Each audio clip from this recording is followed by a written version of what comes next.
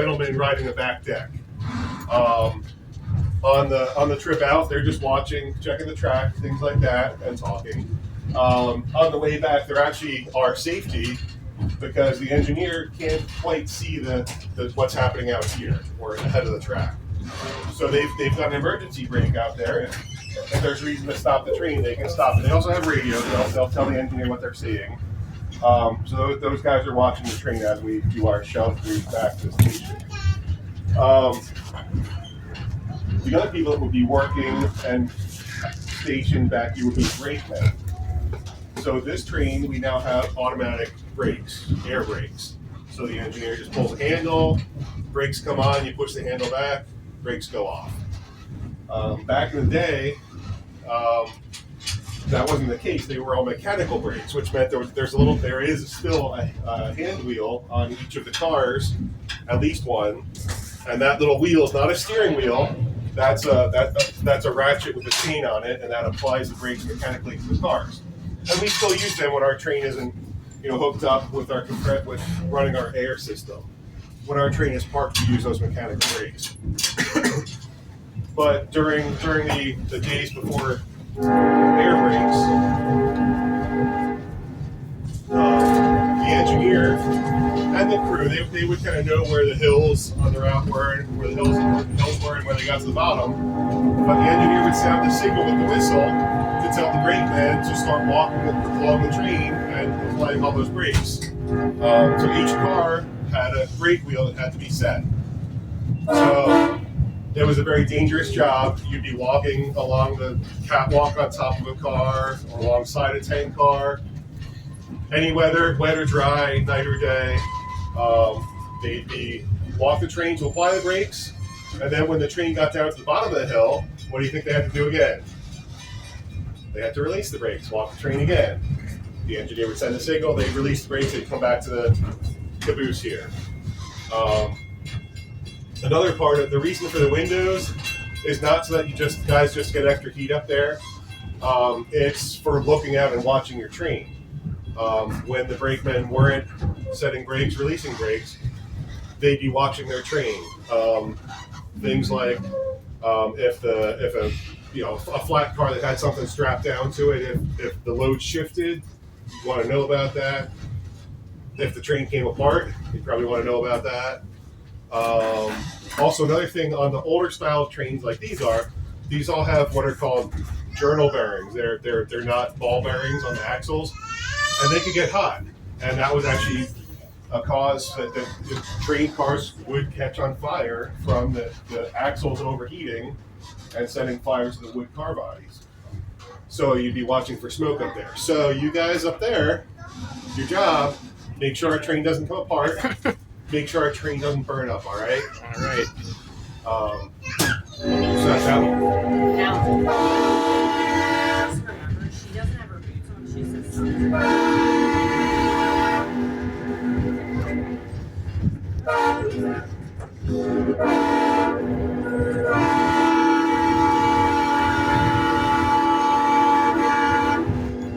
It's okay. It's good. Doing good.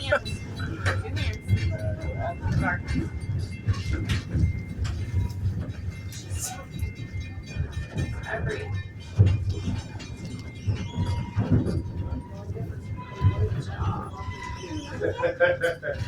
Yes.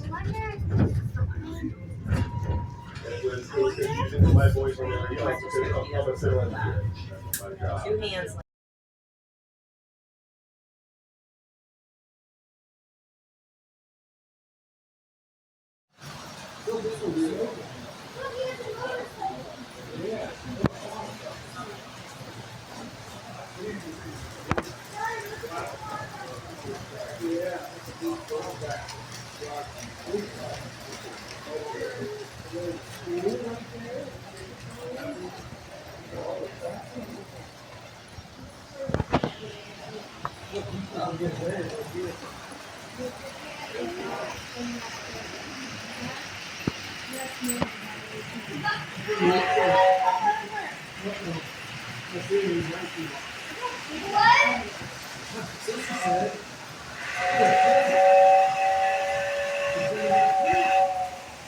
What? Look, there's nothing to follow. It's a pond. Oh, yeah.